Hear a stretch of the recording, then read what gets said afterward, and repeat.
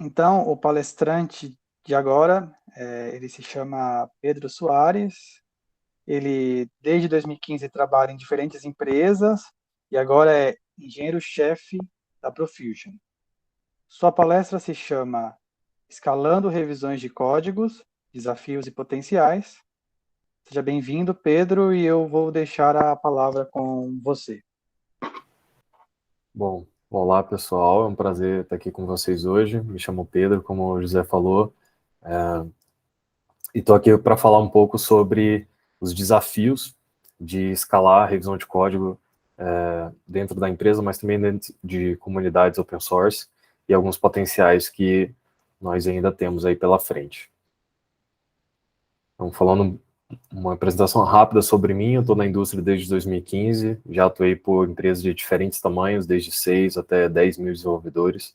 Iniciei como engenheiro júnior na Profusion, depois passei um tempo como engenheiro na IBM, depois fui engenheiro sênior na Unico, que se tornou um unicórnio aqui no Brasil, e atualmente retornei e estou como engenheiro-chefe na Profusion. Bom, a Profusion é uma empresa de desenvolvimento de software, né, para outras empresas, B2B.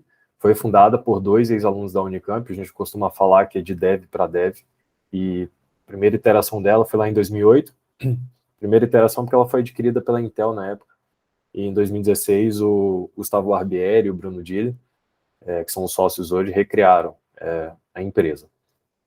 Por a gente estar nesse ramo, né, de desenvolvimento de software e serviço, a gente prima bastante por qualidade e eficiência para serem os nossos diferenciais. E atualmente nós temos 56 colaboradores, todos eles remotos, e é uma informação importante quando eu voltar mais na frente sobre como a revisão de código até ajuda a manter esses times distribuídos e com qualidade.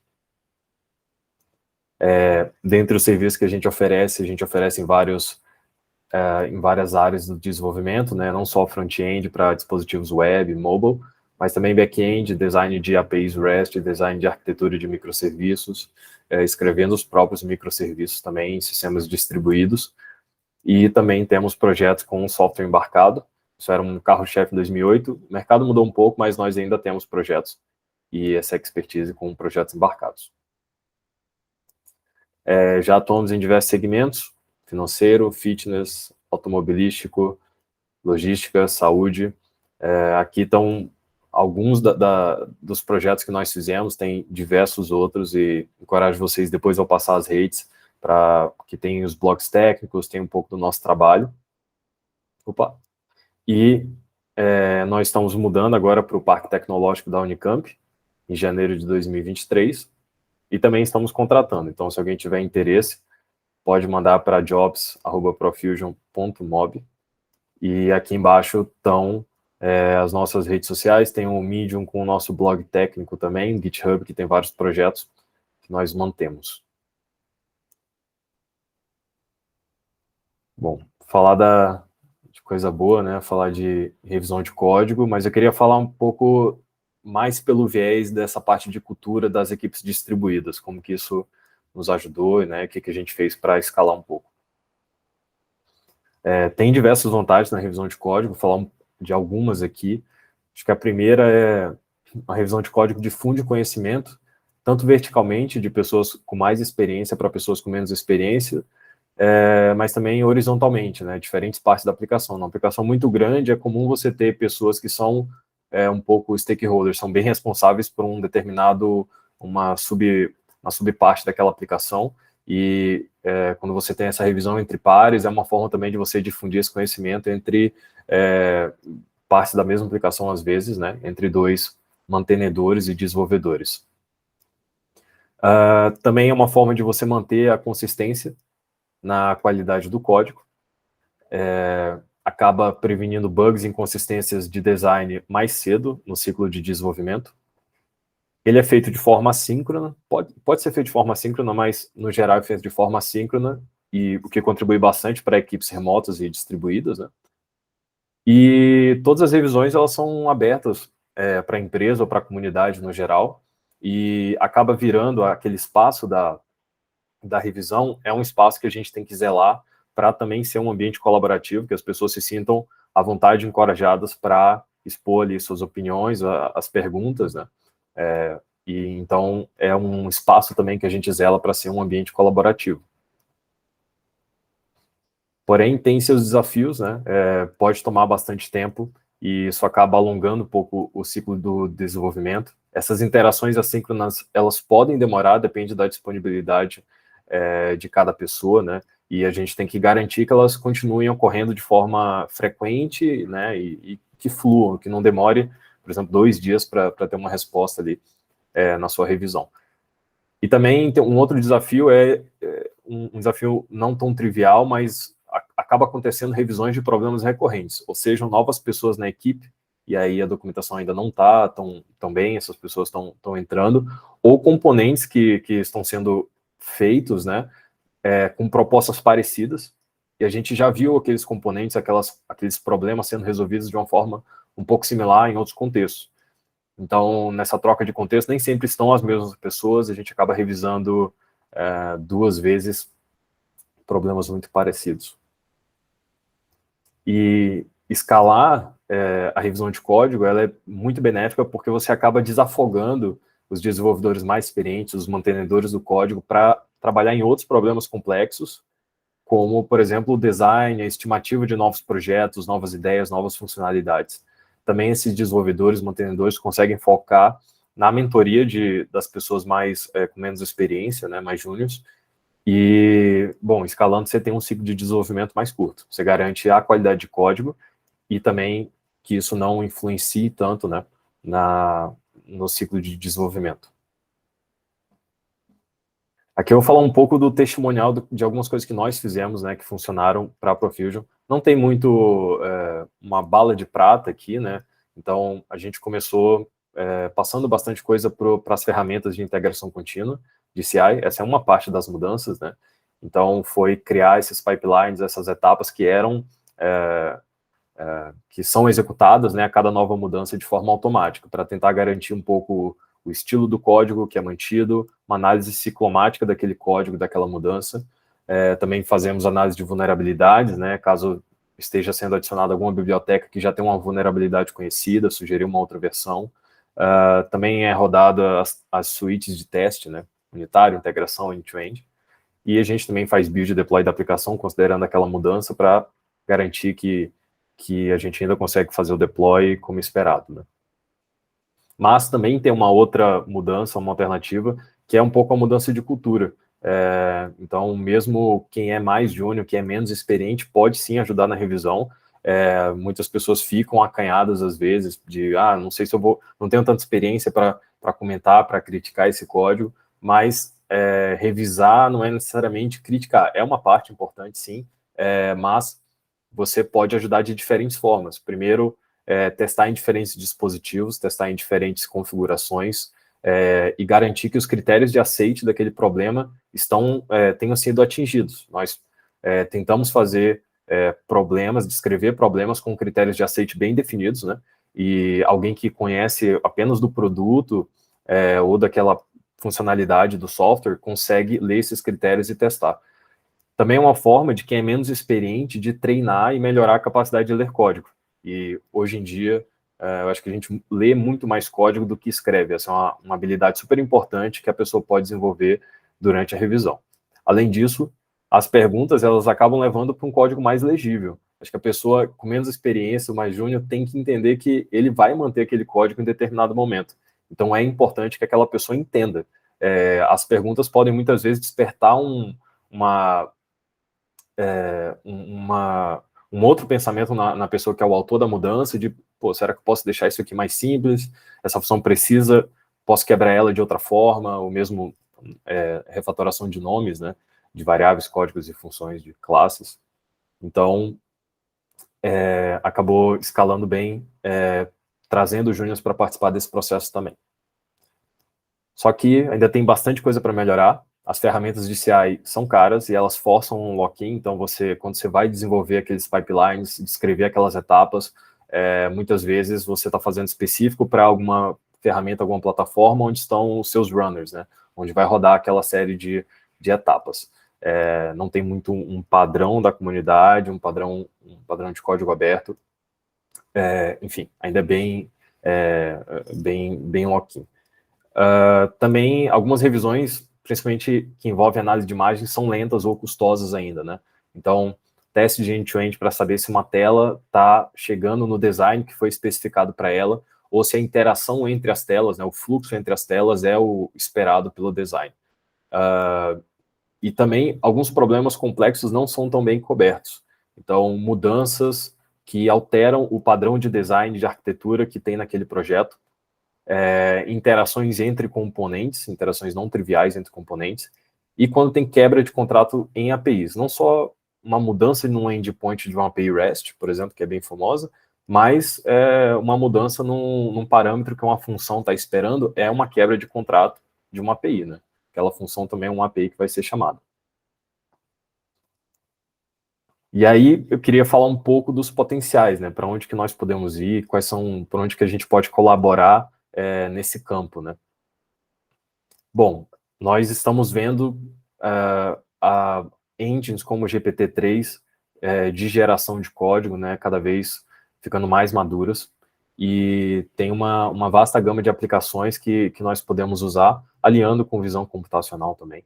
E aí, essas são casos que nós nos deparamos, que eu já me deparei nas empresas que eu passei, em que poderiam ser potencializados, né? Primeiro, dado uma especificação de design, dado uma imagem, dado um vídeo de como aquele fluxo ele tem que se dar, gerar um código de teste end-to-end, por exemplo, uma ferramenta como o Selenium, né? Fazendo análise de imagem e usando o GPT-3. Uma outra aplicação é, dado uma mudança no contrato de uma API, gerar uma documentação, seja ela Swagger ou OpenAPI, no caso de uma API REST, né? Ou gerar uma suíte de teste para aquele novo contrato. Você, aqui para tentar identificar quais são todos os efeitos, as consequências inesperadas daquela quebra. E também tem um outro caso que já foi bem problemático numa das empresas que eu passei. Primeiro, detectar grau de similaridade de código. Então, muitas empresas, principalmente quando você está trabalhando com patente, né, tem toda uma questão do seu código não infringir o direito, né, de propriedade intelectual de um outro projeto. E isso é um campo muito, muito aberto, muito vasto ainda para ser percorrido. Então, ferramentas de detecção de grau de similaridade de código, né, que você vai ter que ter um entendimento ali do contexto. E isso também pode ser parte de uma outra problemática também que a gente já se deparou, que é detectar esses code smells. São problemas que às vezes não vão surgir naquele momento que você está fazendo a mudança, mas quem já foi mais experiente, passou por outras situações de escalabilidade, ou está prevendo uma outra funcionalidade no futuro, pode detectar que o seu código, ele na verdade está colocando uma restrição, está restringindo muito, e você pode detectar esses code smells, né? Então, tem alguns crawlers que passam por essas ferramentas do GitHub, e isso pode ser um sistema de recomendação. O GitHub, ele tem os comentários, e você também pode dar like, você pode reagir a esses comentários, né? Então, a ideia aqui seria passar por trechos de código similar àqueles que você está incluindo, em que já tiveram uma discussão longa, já foram alvo de uma longa discussão em outro repositório, com um grau de similaridade alto. E até avisar, ligar uma luz amarela aqui para o autor, né, da mudança, que aquele código pode ser alvo de uma discussão mais longa, e checar essa discussão. Atualmente, né, o que a gente tem? A gente tem muitos dados provenientes dos repositórios open source, não só o código, mas também essa questão que eu falei, né, os comentários, e não só na revisão do código, no pull request, né, mas mesmo nas issues, né, que descrevem as mudanças que os pull requests vão resolver, né? Então, todas essas informações sobre o que está sendo discutido, como as pessoas estão reagindo em cima daqueles comentários, qual comentário foi mais relevante, tudo isso é aberto por essas plataformas, né, do GitHub, GitLab, mas tem outras também. E é algo, né, esses potenciais da revisão é algo que não só empresas de vários tamanhos, mas a própria comunidade open source pode se beneficiar. Nós temos um problema grande de ter muitos mantenedores sobrecarregados em projetos open source, e conseguir desafogar um pouco eles nesse sentido prezar pela qualidade também da comunidade dos projetos open source. Nós aqui da Profusion, nós estamos procurando também colaborar junto com a pesquisa para a gente chegar nesse potencial e ajudar também a comunidade, né? Não só a gente, mas a comunidade também. Bom, e é isso. Obrigado pela presença de todo mundo. Era uma conversa rápida aqui de 15 minutos. E é isso, José. Não sei se tem perguntas, mas abro espaço aqui para perguntas também. Obrigado, Pedro, pela apresentação, muito boa. Então, bem, alguém tem alguma pergunta? Pode levantar a mão ou escrever no chat. Senão eu tenho duas aqui.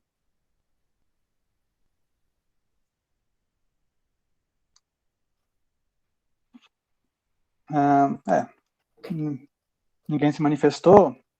Então eu tenho duas perguntas, Pedro. A primeira é o seguinte: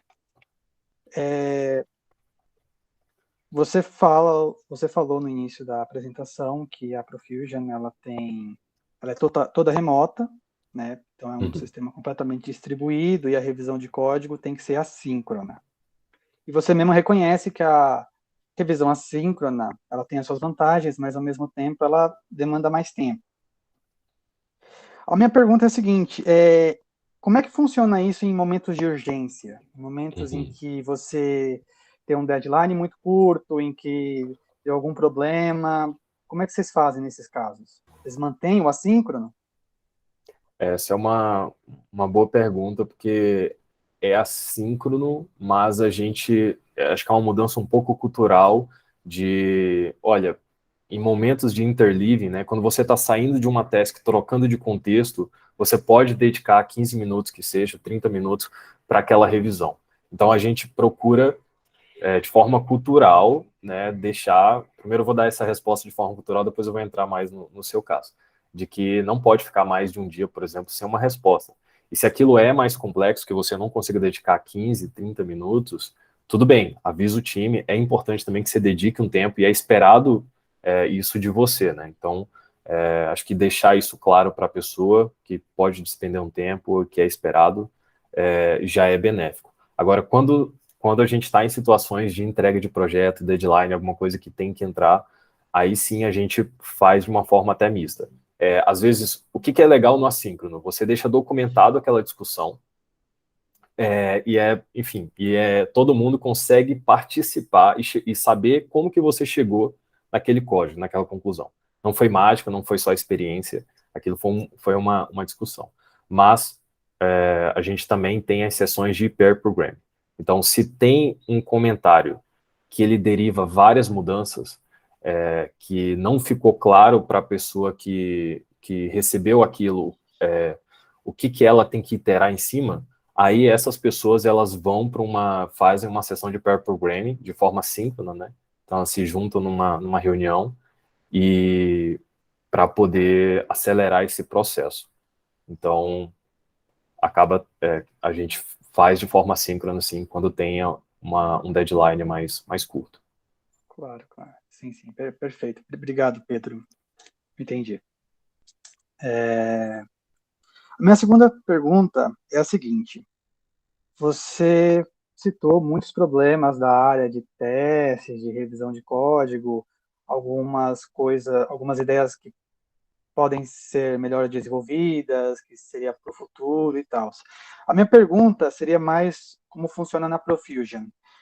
Se há investimento em P&D, se contrata pessoas que fizeram mestrado, doutorado na área de engenharia de software, na parte de testes, existe essa área de pesquisa, né? Eu queria saber se existe essa área na Profusion. A gente não tem uma área dedicada de pesquisa, mas nós temos pessoas que não estão alocados em projetos com clientes. Então, nós temos projetos internos, que às vezes são muito mais complexos que os projetos dos clientes, porque a gente não está restrito a tempo e ao escopo daquele cliente. Então, nós temos projetos internos e nesses projetos internos, sim. Aí nós desenvolvemos um sandbox aberto para as pessoas. Então, a gente também contrata pessoas que têm mestrado, que têm doutorado, e a gente vai encaixando. Às vezes a gente sente que a gente consegue aproveitar melhor essa pessoa nesses projetos internos, e quando chegam novos clientes, a gente consegue já carregar essa inovação, né, essa pesquisa que a gente fez internamente. Apesar de não ter o nome pesquisa e inovação e desenvolvimento, a gente faz inovação nos nossos projetos internos e tem pessoas só alocadas para isso. Entendi. É legal, Pedro. Bem, ninguém mais se manifestou, enfim, então acho que a gente pode encerrar por aqui. Muito obrigado, Pedro, pela palestra, eu gostei bastante. Enfim, eu vou encerrar a Legal. gravação aqui, enfim. Obrigado a todos. Obrigado pela oportunidade, pessoal. Bom dia para todo mundo.